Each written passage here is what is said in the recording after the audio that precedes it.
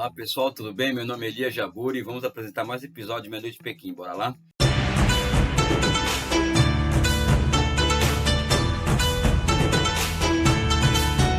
Esse vídeo é inspirado em uma fala que eu vi recentemente, um debate que a minha amiga Manuela Dávila participa, acho que juntamente com o Pepe Mujica, e ela fala do mundo pós-pandemia, e ela coloca o dedo na ferida em algumas questões, como por exemplo a ilusão de que muitas pessoas tiveram durante a pandemia, de que o mundo poderia sair melhor da pandemia, né? Ou seja, no campo da economia, por exemplo, era muito, até hoje, né? Fala-se muito em volta das políticas industriais, volta da atuação mais presente do Estado na economia. A eleição de Joe Biden nos Estados Unidos, ele acendeu a esperança para muita gente, para muitos keynesianos nesse sentido, ou seja, o Bidenomics é algo que vai mudar, veio para mudar tudo, o fim do neoliberalismo. Eu, particularmente, apesar de eu achar que o ceticismo é um sentimento muito ruim no geral, porque ele é uma ameaça à ciência, né, esse tipo de sentimento, nesse aspecto, vamos dizer assim, eu sempre observei com muita desconfiança esse caso do Bidenomics dos Estados Unidos, essa coisa toda da volta das políticas industriais e tal,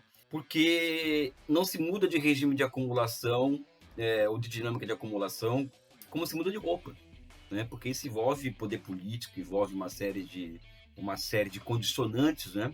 Ou seja, o que o Marx dizia, as múltiplas determinações de um processo. Nós estamos saindo da pandemia e o mundo que está saindo da pandemia, e isso que Manuela chama a atenção e a razão, é um mundo muito pior do que nós entramos, né? E um mundo em que a esperança para que haja algo muito melhor do que está aí, pelo menos no Ocidente, na minha visão, é muito pequeno, né? Ou seja, vamos pegar aqui uma métrica, vamos dizer assim, que Manuela usa, que é do trabalho. Ou seja, o trabalho, ela disse que na década de 90 ainda dava acesso à dignidade das pessoas. Hoje o trabalho, no máximo, em alguns casos, não, em vários casos, quer dizer, ela garante a miserabilidade, ou seja, um padrão mínimo de subsistência, a volta dos sonhos dos economistas da economia vulgar, ou seja, a lei de bronze dos salários, vamos dizer assim, ou a economia dos neoclássicos mesmo, né, que o salário tem que garantir a subsistência mínima do ser humano para que ele possa se manter em pé, né, ou seja, estamos voltando a isso, voltando e afundando nisso, ou seja, a negação do próprio trabalho. E a questão que se coloca, né, venho pensado nisso, falado com vocês sobre isso nos programas, né, e a China. O que a China significa para o pós-pandemia? Aliás, quando o assunto é China, né, aquela história que o meu amigo Felipe Durante conta, né, que é uma mamadeira de piroca por dia, né? Mas quando o assunto é China, o ceticismo é ainda maior, né? Do ponto de vista da geopolítica internacional e do ponto de vista da política internacional, a China é um país invisibilizado, ou seja, todas as conquistas da Revolução Chinesa, principalmente as conquistas mais recentes da Revolução Chinesa, como, por exemplo, a superação da pobreza extrema, ou seja, o fim da miséria extrema no país, ele foi completamente invisibilizado aqui no Ocidente.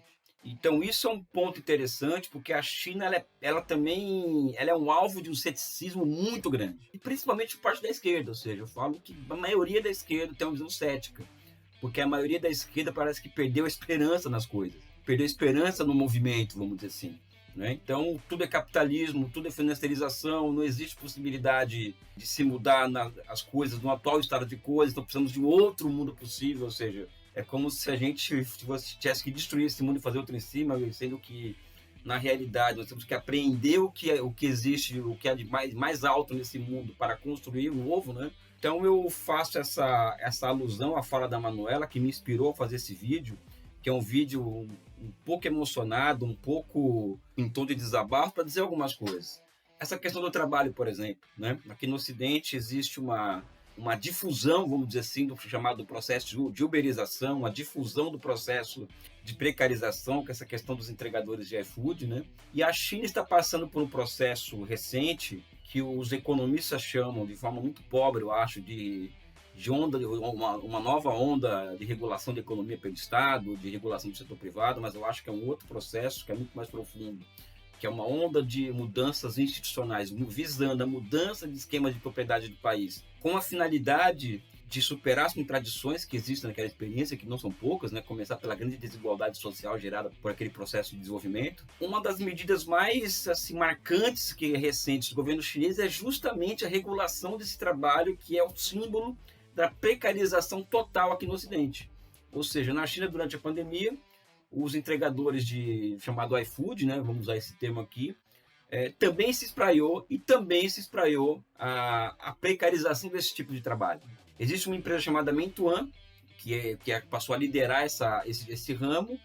Ela recebeu recentemente uma multa de 300 milhões de dólares, né, em dólar, ou seja, em yuan dá 6 vezes 3, dá 1,8 bilhão de yuanes, né? Por conta dela não atender às exigências mínimas da legislação trabalhista chinesa e, além do mais, o fato da reobrigatoriedade desses trabalhadores, que aqui no Ocidente são completamente precarizados, sem direitos, de terem direitos trabalhistas iguais a de um trabalhador industrial. Né? Isso veio da China. Vem da China também um 14º plano quinquenal que se inicia esse ano, que prevê, por exemplo, que a China, no ano de 2060, ela alcance zero emissão de carbono. E afora isso também a previsão de que nada que faça mover aquela realidade, custo de energia, seja retirado da natureza, ou seja tudo reciclado, vamos dizer assim. Isso é revolucionário, isso daí, pessoal. Em um mundo em que existe uma crise ambiental que se aprofunda com a pandemia, a China, ela entrega essa possibilidade, né? Ou seja, ela colocou diante de si essa tarefa. E, além do mais, a própria crise energética que a China passou recentemente em relação direta com a determinação do governo em reduzir a dependência do carvão. E quando se fala em trabalho, a Manuela ela focou muito essa fala dela sobre a questão do trabalho. Eu trago um dado aqui, que esse dado já foi feito aqui, do aumento dos salários acima da produtividade nos últimos 10 anos, ou seja, a questão da valorização do trabalho na China, a questão da legislação trabalhista na China está avançando.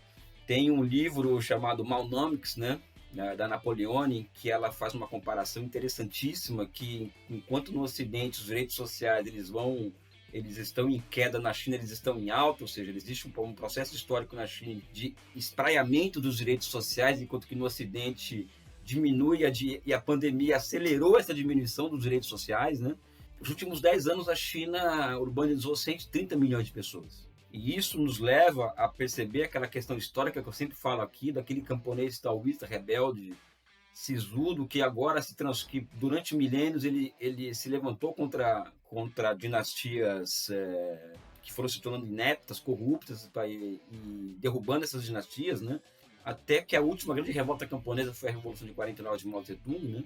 Hoje esse camponês ele é um trabalhador urbano, ou seja, um trabalhador industrial urbano, né? Um trabalhador de serviços, né? E toda essa combatividade do camponês hoje é uma combatividade dos operários chineses, né? Ou seja, todo esse movimento para frente que a China faz no mundo hoje, em comparação ao resto do mundo, e que para mim é um grande fio de esperança na humanidade, tem nesses esses novos trabalhadores urbanos o motor daquele processo. A luta de classe é o motor do processo. Então posso até dizer, inclusive, que existe uma gestação na China, um aperfeiçoamento daquele bloco de poder exercido pelo Partido Comunista, com o aumento da representatividade deste tipo de trabalhador, dessa classe social nova na China, porque trabalhadores proletários urbanos, industriais, existiam na China.